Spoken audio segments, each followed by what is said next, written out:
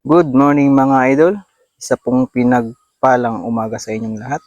Nandito po tayo sa ating gulayan para magtanim ng pipino.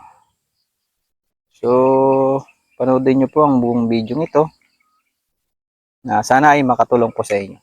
Mga idol, ito na po yung part 2 ng ating video.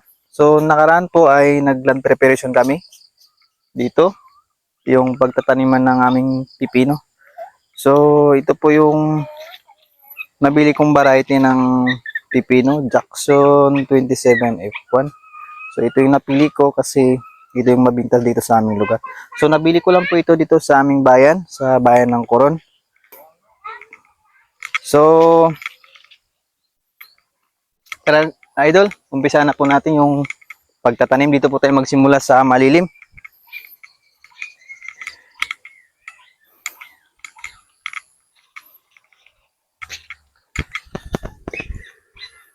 Ah, ito mga idol, bubuksan lang po natin.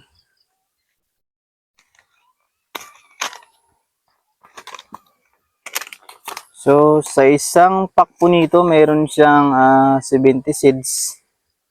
So, mga idol, umpisa na po natin.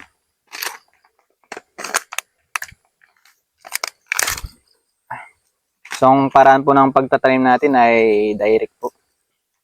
So, pwede rin po tayong magpunla. Pero ang ginawa ko, direct na lang. So, gagawa rin po tayo ng video para sa pagpupunla. Mga idol, ito po yung buto ng pipino natin. So, umpisa na po natin magtanim. Ganito lang po.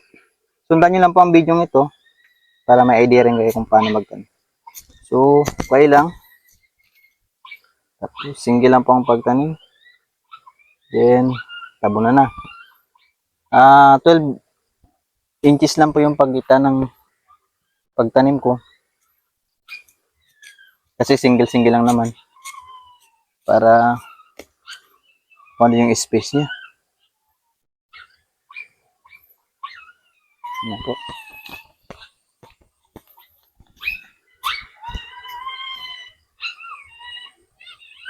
Ganyan lang po mga idol. Basic na basic lang. O, kayang-kaya nyo yan. After 3 days po, tutubo na ito. Tingnan natin kung maganda yung tubo niya. So, abangan nyo po yung aming next video.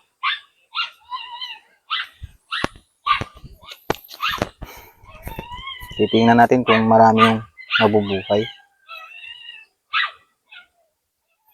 Meron din kayong ganito sa likod ng bahay nyo.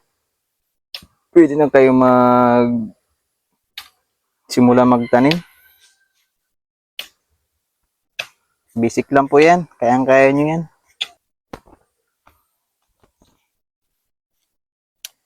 Mabilis lang po yung pipino, mga idol. Kaya itong napili ko, para mabilis lang din yung kita. Charot lang. So, doon po pa na rin ako, nag-land prep na rin ako para sa pakwan pero di pa natatapos. So mga idol, pag tapos na, pwede nyo na pong diligan. Ganyan lang po, kunti-kunti lang muna kasi buto pa lang siya.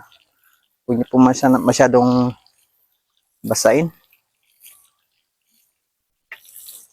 So pwede rin umaga hapon yung dilig nyo pag masyadong mainit.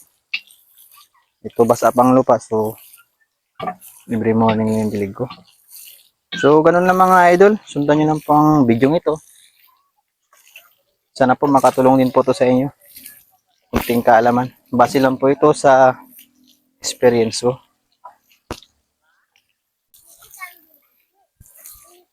After 3 days mga idol, ulit. Banggitin ko sa inyo, tutubo na po ito. Sana po maraming mabuhay. So yun mga idol. Natapos na natin.